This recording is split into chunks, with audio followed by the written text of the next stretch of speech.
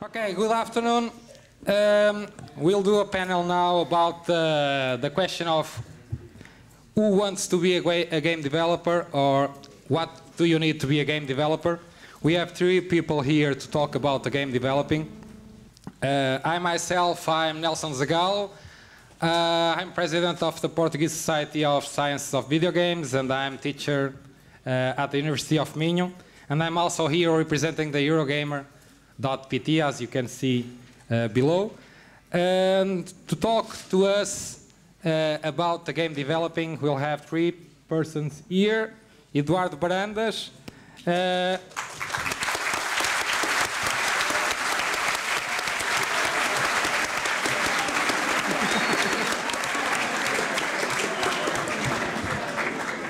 They will present each one after I finish the presentation, the short presentation. Then we have James Portnow, that you already know.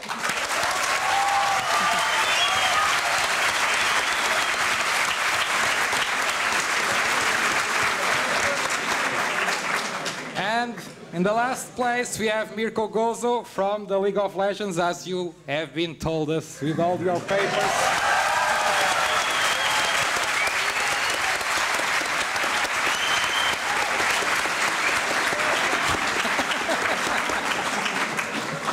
Okay, so we'll start with a little introduction from every one of them. Eduardo has brought with him some slides. He'll present some slides, and then I'll pass the word to James and Mirko to introduce themselves. And after the introductions, we'll start the real panel discussions with the people in the audience, okay? So, whenever you want. Hello? Okay, seems to be working. I'm going to try to solve the question that all of you are asking yourselves right now, which is, who the hell is this guy? I brought some slides with me. You don't see them. Oh, they're up there. Okay, my name is Eduardo, and I make games. So, to start from the beginning, we have. Oh, this isn't working. Okay. It's all right. É para lá ou para? É para baixo, para baixo, para baixo. Okay. Well, that's me. And from the beginning is probably a bit too much for the time I have. Yeah. So no. You only have five. I only have. You only 5 have minutes. 5 minutes. So okay, that's me. I've loved games since the day I started playing them, which is a while ago. And eventually, I figured out that someone must be making these games. So why not me? So I started doing sketches and creating concepts and doodling, basically.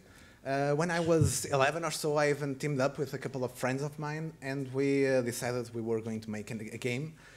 Sadly, we didn't get much further from talking about how awesome our game would be and the awesome things it would have, but well, it was a start. So we fast forward a few years, and I decided to take a course in computer engineering. I figured that learning how to program would be a good way to start making games. Many of you are from the same area, so you know how that goes. So what happened is when I had the degree mostly over, I decided, along with Isabel, to create Moonberry Studios. This was early 2009. So we ended up, what ended up happening was that she did the coding, and me, after spending several years learning how to code in several different languages, ended up doing pretty much no coding at all. Because the game needs things like interface design, and you need to talk to the press that you have a game, and all sorts of things that nobody told me that I would need to do them. So what happens is we create a company, and the beginning is always hard. It really isn't easy to create a company from scratch and pretty much without budget. But we did it, and we kept at it, and eventually we released our first game, Pigma, Picture Enigmas. It's still one of our biggest games. It's a puzzle game similar to Picross, which you might know. And what happens next is that we end up doing some contract work, which means making games for other people, and some consulting. So we also did some smaller games. We have Gingerbread Factory, which is mostly a Christmas toy for younger children. We also did some mobile games. This is Pong Saving Christmas again, and in this game you can tilt your mobile to play it.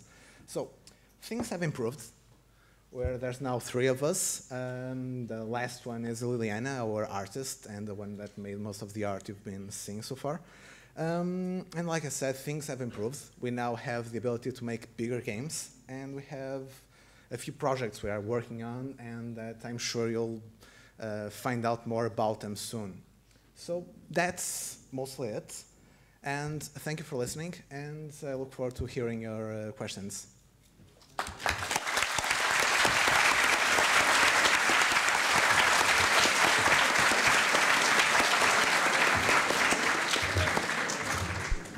Okay, so now some minutes for James. Hey, I'm going to make this real. Hello? Yeah. So I'll make this real brief. Basically, for any of you guys wanting to ask questions to me, my experience in the industry has mostly been as a producer and a designer. I've worked on projects ranging from the Call of Duty series to Farmville. I've started up studios.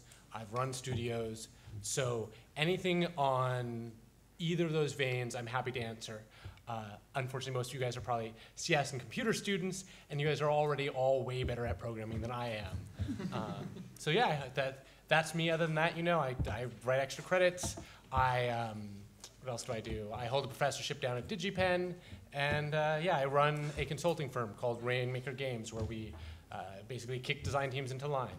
So that's me.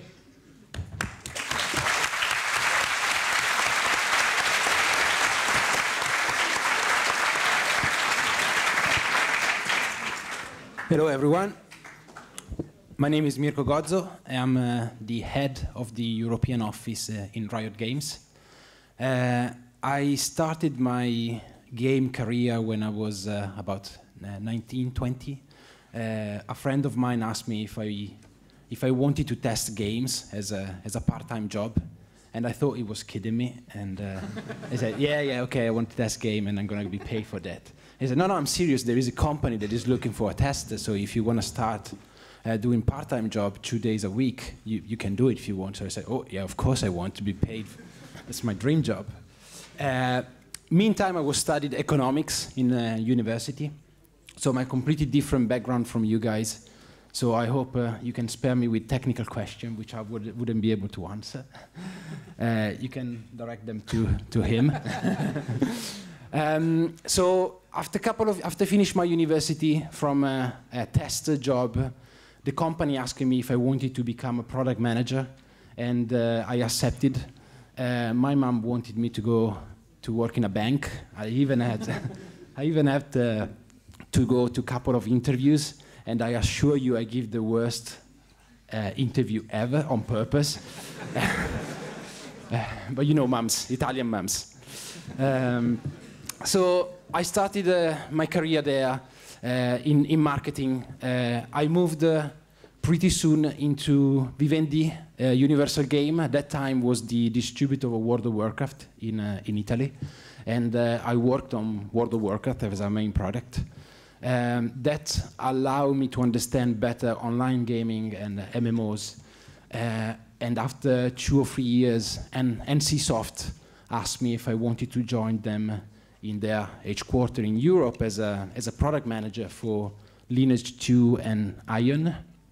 And that was the best decision of my life. NCSoft was a great company. I learned that little bit of English that allowed me to talk to you today. And I learned so much.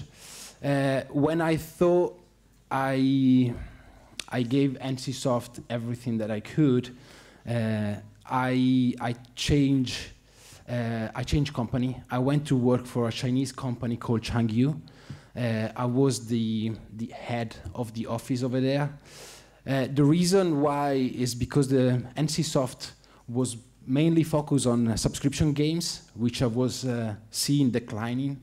And when in 2010, when I left, there were no signs of the company trying to move into the free-to-play market, which I thought was the direction. So Changyu allowed me to understand better this market and to learn from it. And finally, last year, Riot gave me the opportunity to join their team managing the full office in Europe.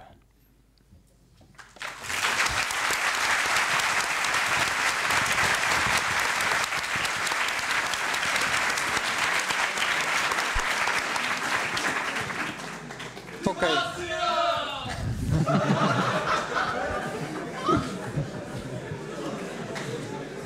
Okay, thank you. Thank you. I would like to start with a provocative question. Do we need to go to college to develop games? Well, don't mind. Any one of you? After you, sir. Thank you. All right, I guess I'll field it. Sure. You guys get the next hand grenade. All right, so do we need to go to college to develop games? Fundamentally, I think it's just a positive experience, right? I teach at one of the world's most famous game colleges, and yet I encourage people very often to go for other things, because I believe that in developing games, what we're really doing is designing and crafting experiences. And you can't do that without having experiences. And so this formative period in your life, I think, is very valuable for you to explore a number of things and decide if it's really games that you want to be doing. So do you absolutely need to? No, there are certainly plenty of cases of people who are successful in making games without going through the college track. But for all of you guys, I highly encourage it. I do believe it will make you much better game developers. Yeah, I agree with James. I'm not a big fan of university because I think my 5 years in university didn't give me what I wanted to get. But probably this is not the case for this university, which, for your info, it's renowned in Europe as one of the best institutes in Europe for in informatics, and so you should be proud to be here. But what I mean is, in 5 years, if you work in a company, you can get so much more experience that you would have by staying here and listening to us. So if you have the chance to enter the world of the working world right now, and at that point you are in a situation where your work doesn't allow you to follow your university studies and you have to drop them, I would say do it. But if you are not in this position right now, I would encourage you to finish your studies and then apply for a job. Also because several companies, companies like Riot, big companies, receive on average 200, 300 CVs every day. Yeah. And to do a selection, there are several. So there is someone who does the screening. One of the screening procedure, I'm not saying for Riot, but for some of the company I've been working in the past, is checking your education. And if you don't have a bachelor degree, some company don't even call you. So I would recommend to finish if you started. And just real quick, I don't know if it's the same here in Europe, but while you're going through your education, I highly encourage everyone to try and get an internship at one of the major companies, because most of them are happy to give them away, and it's something that you can do during your time off, during your summer break or whatever, and get some experience and really get a feel for the industry. And it's a good way to also separate yourself out. I mean, if they've hired you for 3 months, they're a lot more likely to hire you forever than if it's just a resume with no face attached. Let me add my 2 cents to it. The short answer to the question is that no, you don't need it. And the long answer is yes, it's probably a good idea. The biggest thing is, in my opinion, is that when you're at a university, you meet a lot of interesting people. People that might be with you when you try to follow your dream of creating games. In particular, in this place, as I've seen, you have different departments with different electricity and civil engineering and computer engineering. Having different types of people together helps create more interesting ideas. And here the main concept is to, as James said, you need to live a bit and try to find out if this is what you really want to do. And at the same time, the more you know pretty much about anything, will make you a better game designer. And pretty much in any place in a team that is developing a game, be it publishing, game design, artwork, coding, having an idea of what other people do, how other types of people think, will make you better at your job.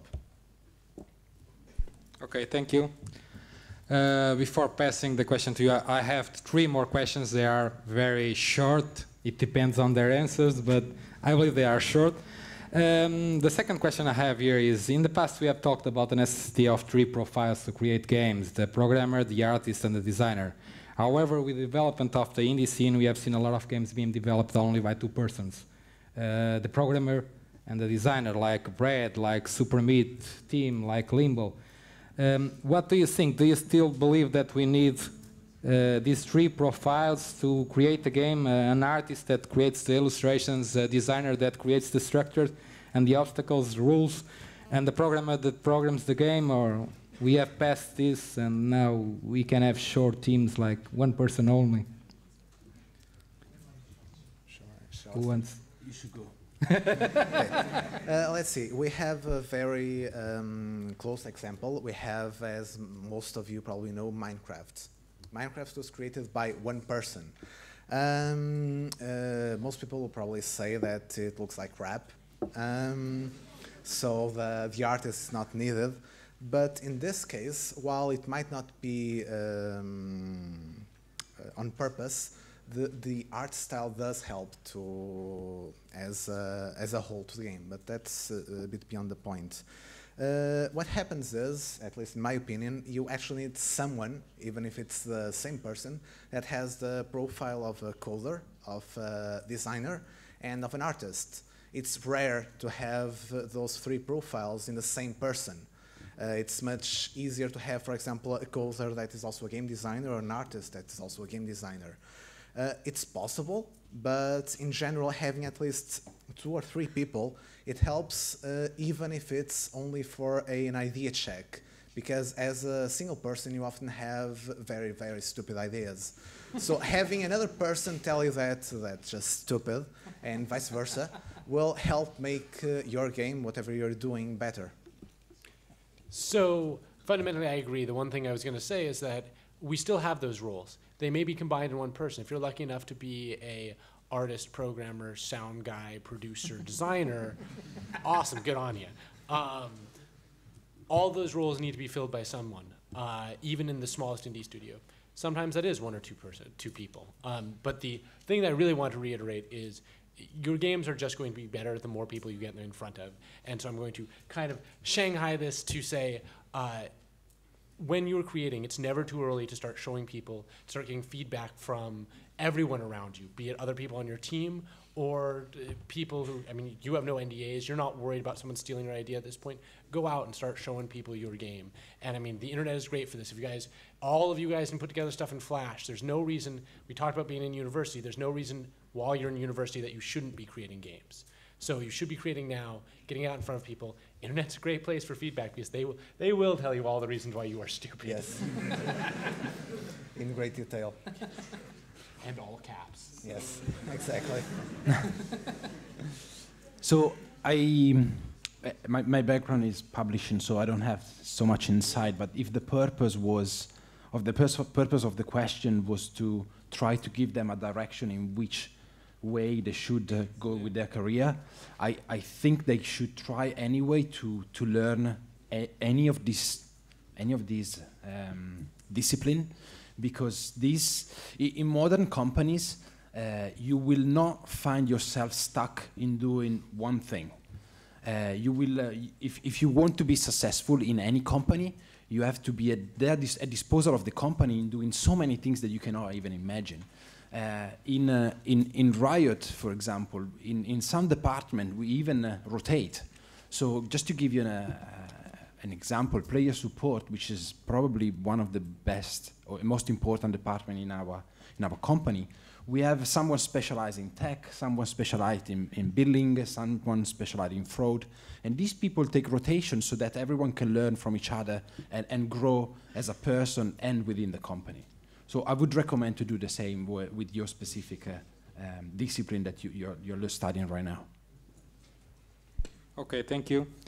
I have here a question. Is a provocative question for the people in the computer science, but I'm not sure if. Well, I'll ask the question and let's see what they have to tell us. Do you believe that current tools that are being developed, like Game Salad, Game Maker, and other tools like this, are creating shortcuts for the creation of games? So, will this eliminate the necessity of strong programmers, of strong coders, because people like designers, like artists, will be doing their games alone? Any of you want to begin with this one? Do you want to start? Otherwise, I'll start, whatever. All right. You can start. All right. So I'm a little bit biased because the Game Salad guys are friends of mine. They went to my college. I crash at their house every time I'm in Austin. So clearly, that is the tool of the future. You should all get into it. Honestly, though, there are many sides. Our industry has opened up, right? And tools like that allow someone who is non-technical to make a group of games. I think that is going to help a great deal in pushing our medium forward. But I do believe that highly qualified engineers will always be ahead of the tools. And so if you want to create what we consider now our AAA experiences, if you really want to push these things beyond what the tool builders are thinking about, then of course engineers are still going to have a firm place in our industry. Well,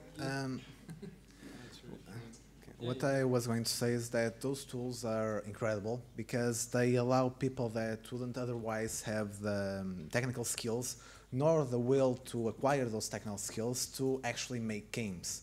One thing that I should stress is that starting a game is easy. Finishing a game is hard.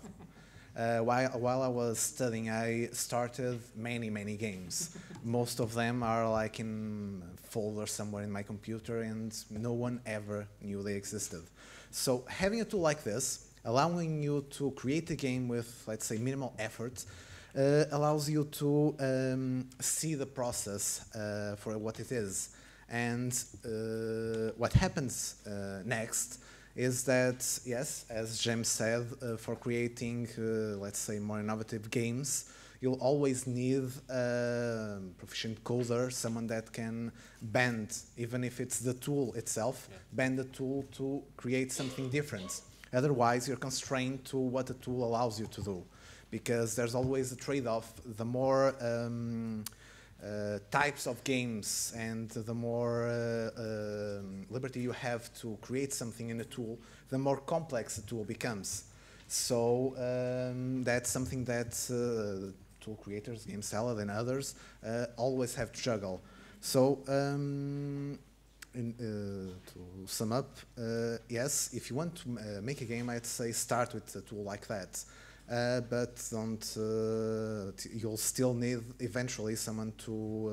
If you have a brilliant and different idea, you'll need someone to code it, and obviously you still need to have the idea itself, to the game design, and eventually some art, so that people will actually want to play your game. Because if just a bunch of magenta and pink blocks running around, while the gameplay may be incredibly interesting, no one will look twice to your game. Okay, thank you. And now the last question, and I hope that after this question you can start asking your own questions. This one is related with the presentation from James Portnow before, and it's also provocative. In the end, who do you believe to be the central figure in the game? Is the designer, is the artist, or is the programmer? And then I will pass the word to you, okay? I believe the answer is clearly none of those. It's the player. Okay. Then a developer.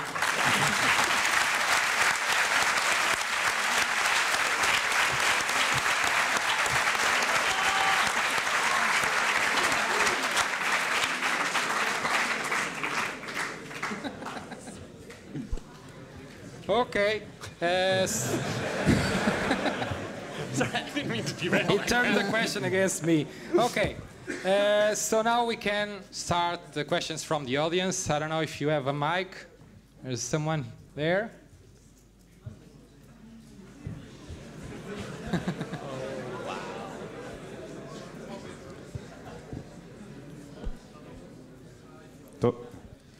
Do I need to get out of my country to be competitive as an employee?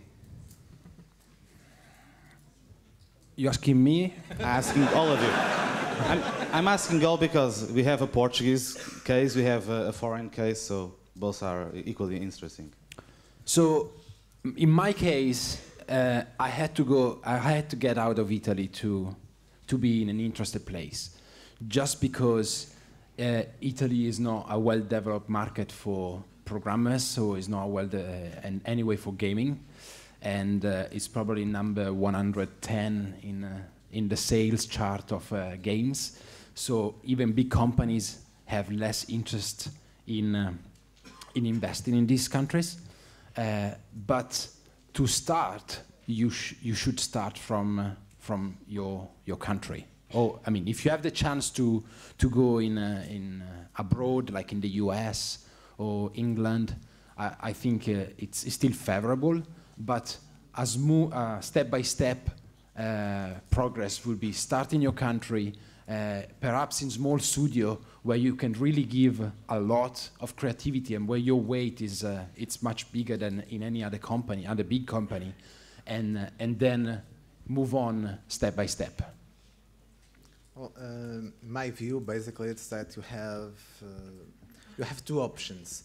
If you want to work on a AAA game, something like Call of Duty or something like that, you really have no option than to go to the US or eventually England, possibly Germany. There really aren't any AAA companies, as you know, in Portugal. And given our economy, there really isn't any prospects of having one anytime soon. The other option is basically doing what we did, which is creating either your own company or joining a small indie studio. And like you said, working in a smaller company will allow you to develop a larger, broader skill set that otherwise you wouldn't have in a larger company. I guess my answer would be, how easy do you want your life to be? Because if you're going to do it here, right, it's totally viable, but you're going to have to bleed out for it, right? Like here, you are starting this industry, and if you want Portugal to have an internal games industry, some of you guys are going to have to stay here and do it. But it means that you're probably going to be living off ramen for a while. You're going to have to do the boring business side of stuff. You're not going to go into an office where you've got a cubicle where they got free sodas there and someone... But if you go to the US, you're going to get all that, right? On the other hand, you won't have the freedom that you'll have here to start an industry, right? That's something incredible. So the choice is yours. I think both are viable. They're just very different choices. And to add just a little bit to that, at least this is obviously my impression from what I read, as I have never worked on a AAA company. We just burn money. Yes. Yeah, that's actually what we do. Yes, I have that notion that AAA companies essentially burn money and that they burn people themselves. Some companies at least. I'm not talking about Riot, for example. I'm not talking about Valve. But there are companies, for example, I can't recall the name of the company that created Noir. Bondi, Team Bondi. For example, the idea I have from that company is that your name wouldn't be on the credits list if you weren't there from the start to the finish. You would have to work like 70 or 80 hours weeks. You went home early, I don't know, to actually rest and sleep a bit, and you weren't considered as part of a team as you would be otherwise. And when the game was finished, everyone was out of a job. So there's the cool companies. There are companies that would be incredible. That I'm sure there are incredible places to work. But you also have to be wary that AAA companies and working in the industry is not just a playground. Well, you have to know that regardless, because this is a job, right? A lot of people I see come in want to do games because, boy, they love games. Games are fun. Really, you have to love making games, and making games is a lot of work. You're honestly going to get paid better and work less hours in any other field with your skill set than games. So just be aware of that when you're going into it. Thank you. Any more?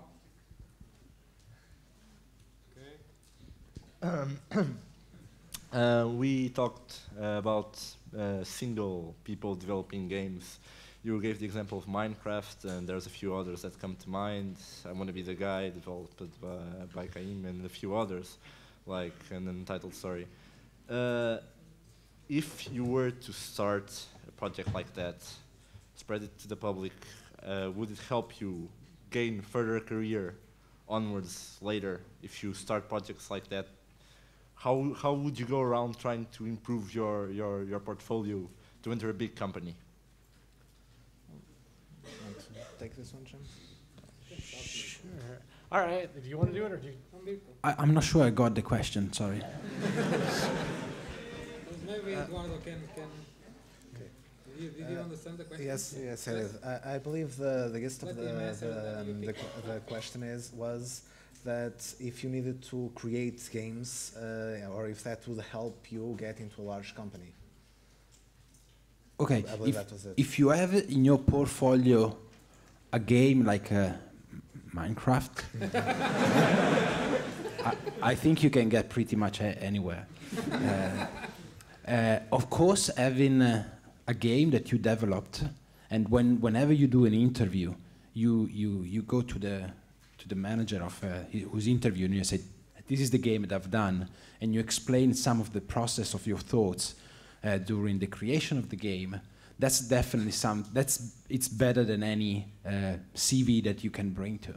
So yes, I would recommend, as James said, work on games as many as you can. Try to improve through suggestion, through friends. Work together, maybe 2 or 3 people. They're probably the best number to start with, and use it as your business card.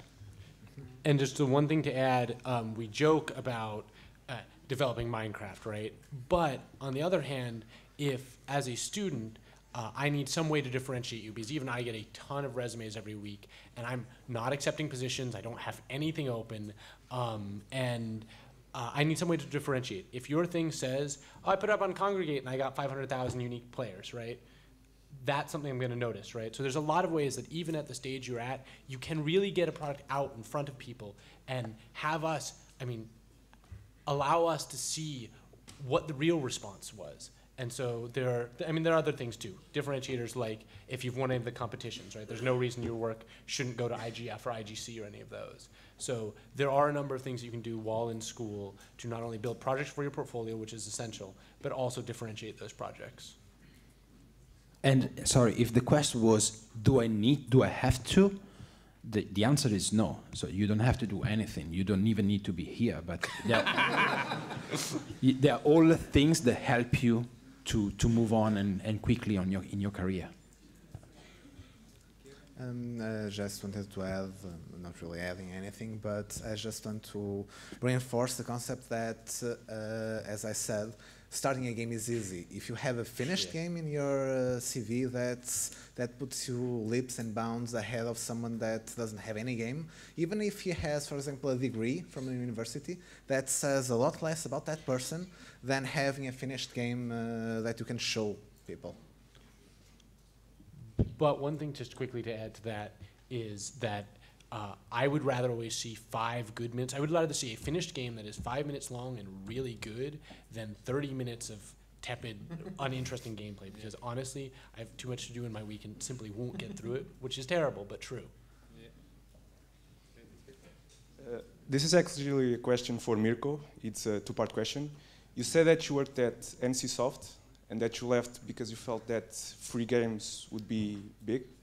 And then you went to Riot, and then which has League of Legends, which exploded. The first question is, what exactly made you think that it would be a good idea to leave subscription games with NCSoft to go to free games? And also, I don't know if you kept looking at NCSoft after you left. Was that a good decision? I mean, if you could go back, would you do the same decision again? Okay, so the answer to the second part is yes, I would do this decision again because I've been in NCSoft for 4 years and I wasn't getting anything more from the company and the company wasn't getting anything more from me. So it was time for a change. Regarding the business model, I think with the subscription fees, you leave some money on the table. If in this room, any of us, if you have done just a little bit of microeconomics or macroeconomics, I don't know if it's in the subject that you do, you know that any of us is keen to pay a different amount of money for everything. So with subscription model, I'm asking everyone to pay $11, while with microtransaction, I'm asking you to give me whatever you want, basically, whatever you can. So some people will give me nothing. Some other people will give me 60, 70, $80, which basically it's a better business model, in my opinion. I always follow NCSoft because it's one of these companies that I have in my heart. And also I have so many friends still working over there. And but yes, I would still do the change. Thank you. Yes, this is more about not vertical movement in a career, but more of a horizontal movement. You talked about the 3 main types of person in the development of the game: the designer, the coder, and the artist. I'll give my case as an example. I'm studying what I'm studying here is has more to do with the part of the coder, but I identify myself much more with the other 2 types of person, the artist and the designer. I have an idea that in a smaller company it would be a bit easier to move from one position to the other, so start doing a different thing, but how easy is it in this industry, and how does that happen, changing these? Thank you. Well, I guess It's I'll easy to change between designer artists and I guess I'll start with that one. What happens in a smaller company is that you actually have to do those jobs. You don't have another option, otherwise the game won't be made. There won't be another person to do the job for you. So, for example, in my case, as I said, I studied to be a coder, and I ended up doing pretty much no code. I guess I did some server-side coding for Pigma, for example, but other than that, I did nothing. So what did I end up doing, and what kind of preparation I had? Basically, none. You just have to do things, and when you have to do a job, it gets done. Simple as that. You have a computer in front of you. You have Google. You have Wikipedia. You have even Khan Academy. You have a whole lot of resources in front of you that will easily teach you pretty much anything you need to know. So in a small company, moving horizontally, it's not an option, basically. In a larger company, depending on the company, at least I'm guessing, that it becomes harder, and specialization might force you, in a way, into a certain field. For example, you have a degree in coding. It's unlikely that they will ask you to do the art, or that they will ask you to join the designer team. It might be different with you guys, but whenever I've worked at major companies, there hasn't been a great deal of flexibility, and especially hiring in, right? I don't want to hire a guy as a programmer who really wants to be a designer, but just thinks it's going to be easier to get into the industry as a programmer. So be aware, and I mean, don't ever have on your resume designer coder, right? Make 2 resumes, submit each one for the jobs that you want. But I wish I could say there was more mobility that I've seen, but honestly, I mean, if a guy's got years of training as an artist, why am I ever going to use my programmer to do art? And at the same time, I'm never going to pay programmer salary to do art, right? So that move gets all sorts of awkward. So why I wish I could tell you that there was more flexibility in the major companies I've worked in. Specialization has value. Knowing all of the other disciplines makes you a much more useful person in your specialization, but we still prefer that you are a specialized individual for the task at hand. In my experience, personal experience, I've been really lucky. I've been in great companies. So both NCSoft and now Riot Games. The only limitation to what you want to do, it's yourself. So if you want to go into the design and you are into programming, you can do it. So of course, let's say I'm hiring you as a programmer today. And tomorrow you ask him, actually I like to do design more. That's going to be challenging because, as James was saying, you haven't proved yourself. I don't know your value, and designer apparently is cheaper than programming. But let's say you've been working for the company for at least 6 months or even a year, and you prove you're a great programmer. Actually, not even programmer, that you're a great culture fit, passionate about what you're doing, and you love your product. At that point, asking for a change to go into any other department, it's a no-brainer.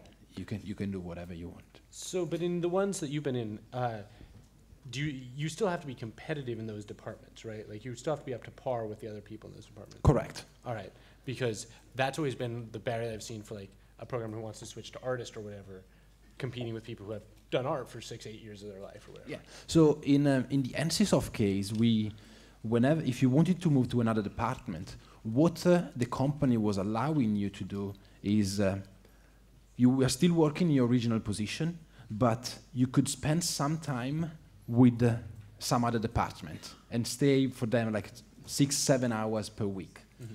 This way, first you see if you really like it, and then you start learning step by step. And yes, you still need to be competitive, but this comes out of passion, in my opinion. If there was a great quote that was from a great American guy called Ford, as you know, which has been also repeated many times by Brandon, who is the CEO of Riot, that it doesn't matter if you, it basically doesn't matter whether you think you can make it or not, you're right. Which basically means if you think you can make it, you're 90% of chance that you will make it. But if you think that you cannot make it, then you're already setting yourself to fail. So that's what I want to say. If you think you can do programming or coding, try it. Okay, thank you. Hey, you've been talking about companies a lot. So I feel like I should add this. It might sound redundant, but what's your opinion on game jams? the question is for everyone. Nelson as well. I mean, I love game jams. Games which come out in one day, that's about the speed at which I'd like to see us move. I think they're great for generating portfolio pieces. You have to take it and refine it a lot after that. I'm not sure entirely I follow the question because I just can't see any negative out of, like, why wouldn't I like game jams? There's something I'm not understanding here. Maybe about the value of the game jams. Are they, do they have a right place in a portfolio, for example? On Jaya's Games this year, I don't know if you guys read that here, but several of the Indie Awards went to games that were made in a game jam. I mean, there are really good games you can make in a day, but those were all made, unfortunately, by professionals who realized, who could scope down to a project that fits a day. And for all of you guys as designers, after communication, the biggest thing that I can inculcate in any of you guys is that a designer must understand scope, that your job is not creating the best of all products, but the best possible product. And if you can do that, if you can really see that vision, then in a game jam, there's plenty you can get out of it. But for you guys, just this exercise in making games and meeting other people who are passionate about it and really want to make games, I think has value. Whether or not it turns out to be a portfolio piece, worst it comes to worst, it costs you a weekend, right? So seems like we're throwing the dice.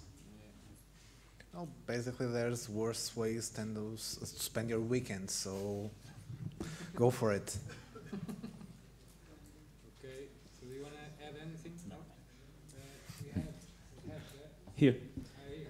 Good afternoon. This question is mainly directed at James. And it's the following. I've been a follower of Extra Credits, and you talk a lot about game design, game development. And speaking as a designer and coder, I would like to ask, in your experience, how do you go about designing a game? Do you design it start to finish and then add something in the middle if you need to, before grabbing the computer, coding, and getting the resources? Or do you design at the same time as you are coding? So the first thing that you should realize as a designer is that a good idea will never springfully form from your brain. My design methodology is really to have something that I find interesting, that I can get passionate about working on, and then prototype as fast as humanly possible, get it in front of people, and get them to tell me why it's terrible. And when I talk about prototyping as fast as humanly possible, by the way, there are times in the office where I will grab everybody and have them play act the parts, right? Or run around doing the actions. I mean, there's a remarkable amount of prototyping you can do with a stopwatch, a couple of human beings, and a Nerf gun, right?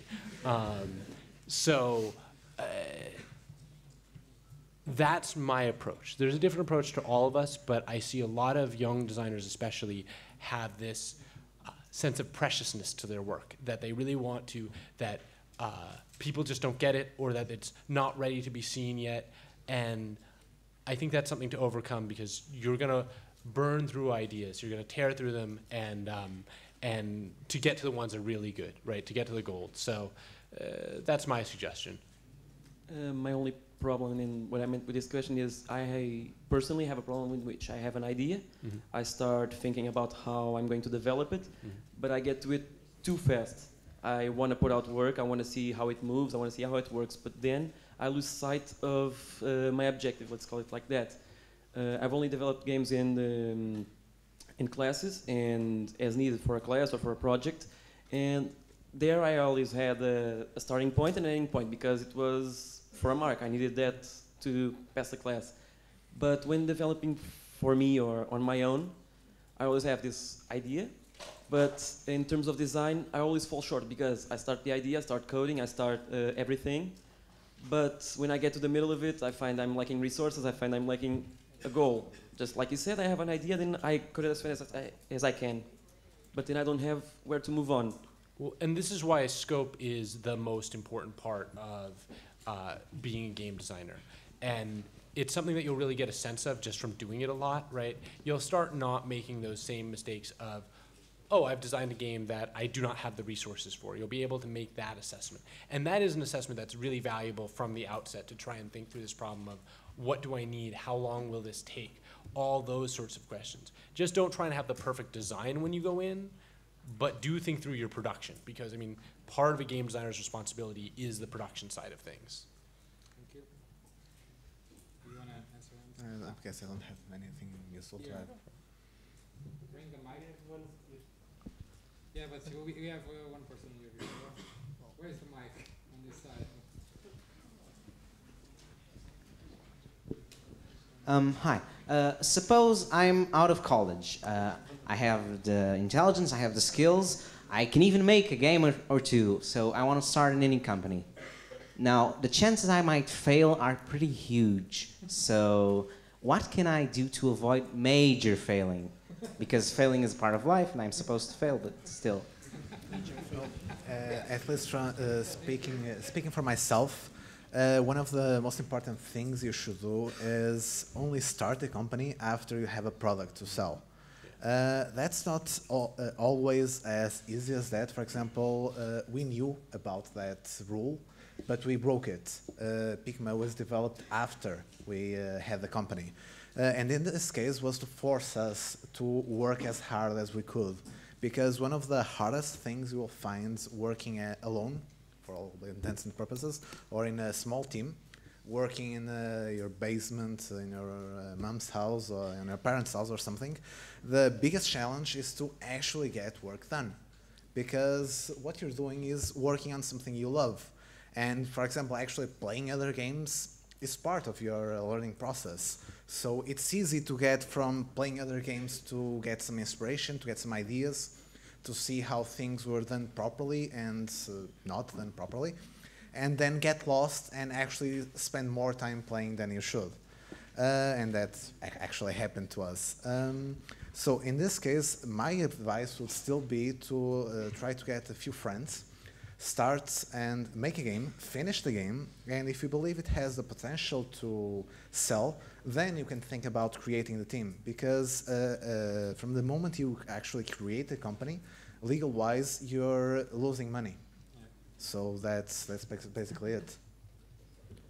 My only suggestion is, whether it be you or someone else on your team, make sure there's someone who understands and is willing to do the business end of things, because there's a lot more to creating a game, and especially a game company, than simply building a product. Yeah, I will attest to that. You'll end up having to do a lot of paperwork, a lot of incredibly mind-numbingly boring things that have to do with contracts. You actually have to do things like read contracts that have like 100 pages. You're not a lawyer, but you still need to read them to make sure they're not trying to, well, basically screw you over. And they still might try to do it. There are a lot of boring things, and like James said, you have to have at least one person that has the ability, or at least the patience, to do that part of having a company. Okay. You want to add something? No. Good afternoon.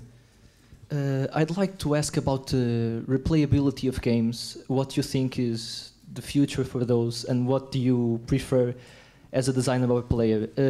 What I really want to ask is, since we've been hearing so much about monetizing games, about letting players pay what they think the game is worth. For example, games like League of Legends, it's just about replaying it. You replay it and you play it again, and you want to customize your characters, so you buy fancy stuff for them. But then you have games like the first Portal, where you play once through that game and it's amazing. It's a really great game, but it has virtually no replay value. So what I'd really like to ask is, what do you think is the future of games as to replayability, and what you personally prefer to play? I can start first. Go for it, yeah. So, for me, well, right now I'm just playing League of Legends, so at the moment I can tell you that I like this kind of game. Even though you play repeatedly, every game is different to each other. So the experiences, it doesn't become repetitive, right? I think there is room for both games. There are people that, as we've seen from James' presentation before, there are so many motivators for us to play a game and change from individual to individual. There are so many different variables in games that you can present to a player and can be appealing to you but not appealing to someone else. So I don't think there is a winning game mechanic. It's just up to preferences. Well, that's basically it. That's more or less the same as asking, for example, if movies from now on will only be, for example, drama or car chases or something like that. There's room for many different kinds of games and many different kinds of monetization for those games. There are games that will work incredibly well with a free-to-play model, and there are other games that will have difficulty in having that model work for them. And like you said, for example, Portal is a great experience, but that's just the way it is. You have a game like Portal, you experience the game, you have, let's say, fond memories of it, but that's just one of the kinds of games, like James said in the presentation, that you can have. There are, I would say countless, but it's a bit too much, but there are many kinds of games, and I hope that in the near future there will be even more. So that's the only way for us to evolve. Okay. After there's a girl for you. Hi. Then we'll come back to you, okay? This is kind of a typical question, but I really wanted to hear some insight from you. Do you think that in video game companies, people rather have guys in leader roles and game designers and even as game developers than women, or it's beginning to fade away, that difference? I mean, by my experience, it's very hard for people to take like my passion for games seriously, and I wanted to know in the industry if that's also like that. In the US, it's getting better.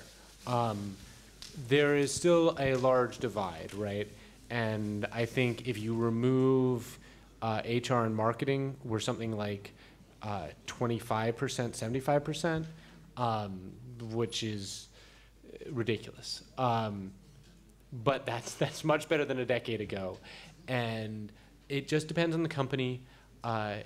You should, if you can, talk to people who you know, go to GDC, talk to people about these various companies, because there are a few companies that I would watch out for. But that said, it's much better. And I do not think there are any barriers to you as a female game developer any longer. I think that this industry is wide open, and we've seen women hold leadership roles on a lot of different games. So, yeah. It's getting much better. Just to give you a couple of examples, within Riot Games, in the European office, we have 5 people in the leadership group, and 3 of them are girls. So I don't see any problem. Well, in my case, I can only refer to... well, in our case, we're a team of 3, and 2 of them are female.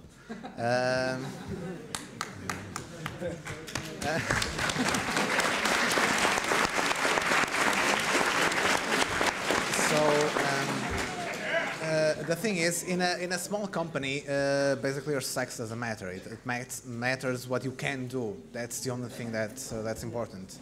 Okay, thank you. So, what tools do we need to develop our first game besides our programming skills? What? So, what tools do we need to develop our first game besides our programming skills? What do we need to do? What do we need besides programming skills? What do we need besides programming skills to build a game? Well, technically, to build a game, you kind of only need a programmer, at least if you're doing a computer game. If you're not strapped to that constraint, the only thing you need to make a game is a game designer, some papers, and a pen, or even, as James said, a stopwatch and some people. So basically, to make a game, you need, well, it's not to make a game, but you actually need the player, as we said earlier. But trying to take your question in account, you need, as we said, essentially an idea to develop. You need a game designer. You need someone to do some art, at least to have some, so that your game, so that people want to play your game. Because it doesn't matter, as I said, if it's the best game in the world, if it doesn't look anywhere good, people won't play it. And finally, if you're working on digital games, you'll need someone to code it. So the only thing that I would really add is that I think the key thing you need, because we've said it a lot, starting a game is easy, finishing it is very difficult. You need someone in charge of the schedule and the scope. Because as a programmer with a little bit of artistic skills, even programmer art, you can churn out a decent game, Minecraft, right? But what you really need is someone to tell you not to add features when you know, oh man, it would be so much better if we just had this in. You need somebody to say, we're supposed to make the IGF deadline in 2 weeks, and we keep falling behind the schedule, right?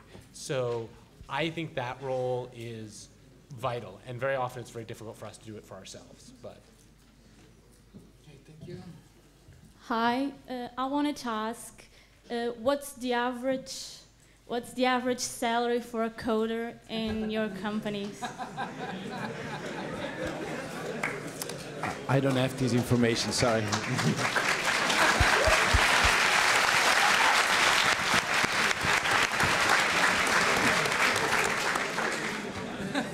Who starts?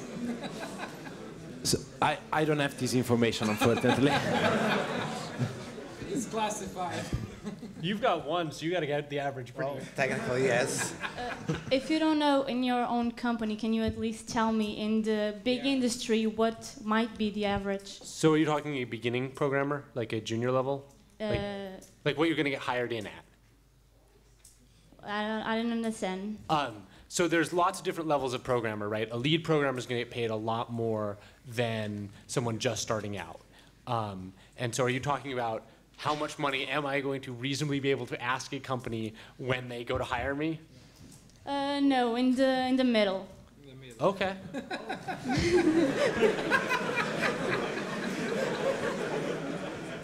right. He wants to know our future in the... Or is this very ambitious for the start? All right, so I no longer hire programmers because I finally escaped all that and and just consult and do nothing but design. It's great.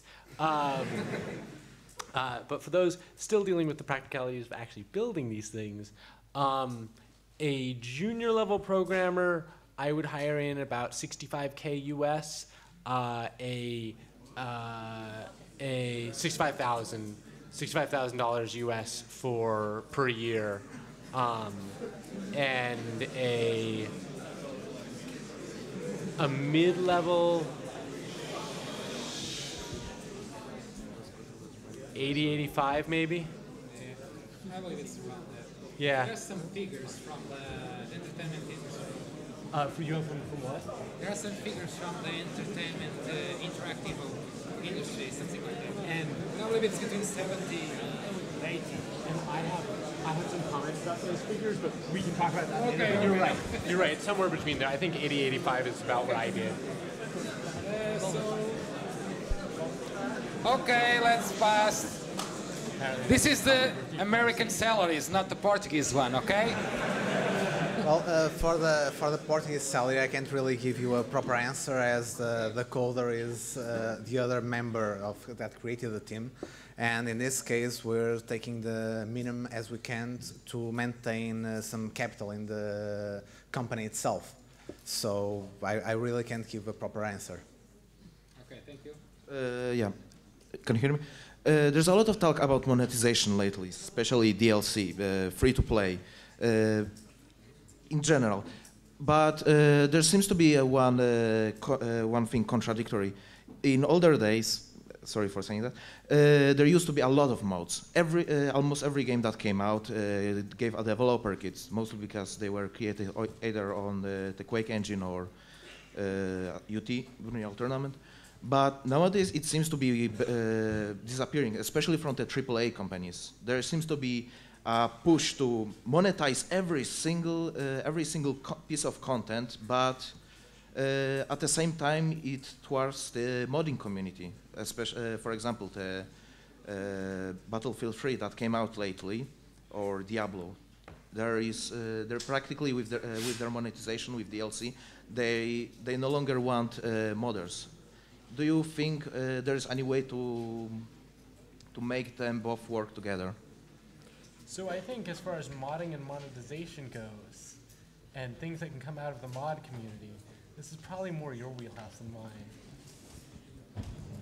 Yeah, it's a tough question. Which I don't have a clever answer for you. It's really difficult nowadays because content owner, like publisher, wants to own the content and being able to monetize at one point. So I think there is definitely room for modders, but not at all this like before. Where there was probably a lot of freedom to eat. Also because today the market is becoming much more competitive than 10 years ago. So a company to survive and to be profitable really need to try to monetize whatever they can. I don't know what's your take on that. Well, so what I would say is what's surprising is the miss with Battle.net. So Blizzard took the step forward and tried to demonstrate to us all whether or not it would be profitable for you to try and monetize the mod community. What they found out was that the mod community is actually such a niche compared to the larger spectrum of the games. It's much better to sell DLC that works every time and just collect your money there than really rely on this broader spectrum of game development. I think that's unfortunate, and I think there's a way to change it, but people need a much better way to sort and filter mod products, especially if they're going to pay for them. So. Okay, thank you. The last question up there. There's the last Hello. one. I'd like to ask, you've talked about coders, programmers, and artists, but I come from a different background, and what I would really like to do is write for video games. For example, League of Legends. I'd love to write lore for League of Legends, but it's just not a position that's just offered or even looked for.